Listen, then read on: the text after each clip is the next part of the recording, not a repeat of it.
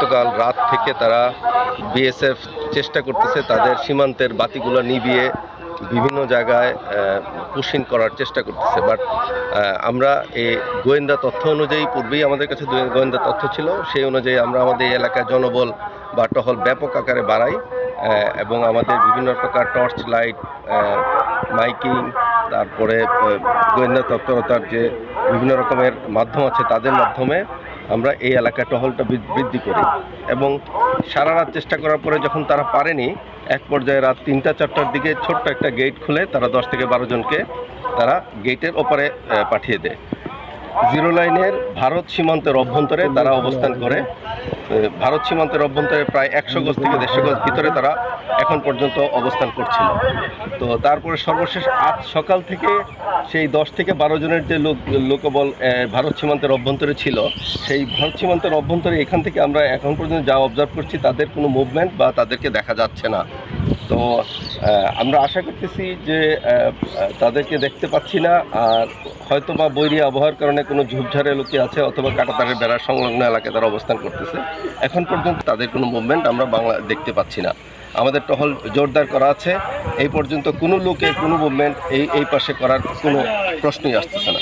আমার ছেলে এখান থেকে আপনার 10 বছর আগে গেল মানে অভাবের জ্বালায় কাজ করতে, এখন ওখানে চাপের সৃষ্টির কারণে ছেলে থাকতে পারতে না বলে বিএসএফের এখানে পার করে দিয়েছে, মানে তারা ঘরে পড়ে দেওয়ার পরে এখন এরা এই বাংলাদেশের বিডিআরেরা এরা নিচ্ছে না।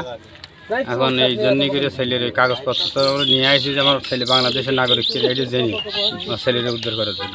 আমার এই ছেলে আছে, আত্মীয় ছেলে বউ এখানে পাশে আছে।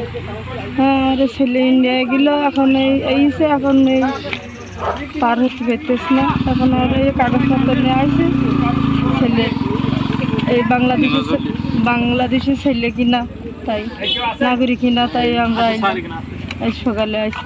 আমরা দেখছি যে রঘুনাথপুর এবং সাদিপুরি মাঝ বরাবর আমাদের ইন্ডিয়া তার কাটার বেড়া এবং তার একটা গেট খুলে বিএসএফটা লাইট বন্ধ করে রাতের অন্ধকারে কিছু ইন্ডিয়ান নাগরিক বাংলাদেশে আর কি পুশিং করার চেষ্টা করেছে এবং আমাদের বিজিবি সুরক্ষায় মানে তারা তদারকি করায় এবং পাহারা দেয়। তার কারণে তারা বাংলাদেশের ভিতরে প্রবেশ করতে পারেনি। তারা ইন্ডিয়ার যে তার কাটার বেড়া নোমাসল্যান্ড ওই জায়গায় এখন অবস্থান করছে। এই 12 জনকে গ্রহণের কোনো পরিকল্পনা আছে কিনা বা ভারতীয় কর্তৃপক্ষের কাছে ফেরত নেওয়ার কোনো পরিকল্পনা আপনাদের তেমন কোনো কথা হয়েছে কিনা? গ্রহণ কিংবা বর্জনের কোনো প্রশ্ন আসতেছে না, কারণ তারা এখন পর্যন্ত ভারত সীমান্ত অতিক্রম করেনি। তারা ভারতের যে সীমান্তের অভ্যন্তরে যে কাঁটাতারের বেড়া আছে সেটাও আরও 150 গজ ভিতরে, সেটা জাস্ট ক্রস করেছে। তার মানে সীমান্ত রেখা তারা ক্রস করেনি, তারা এখনও ভারতের সীমান্তেই অবস্থান করছে। তো গ্রহণ কিংবা বর্জনের কোনো প্রশ্ন আসতেছে না।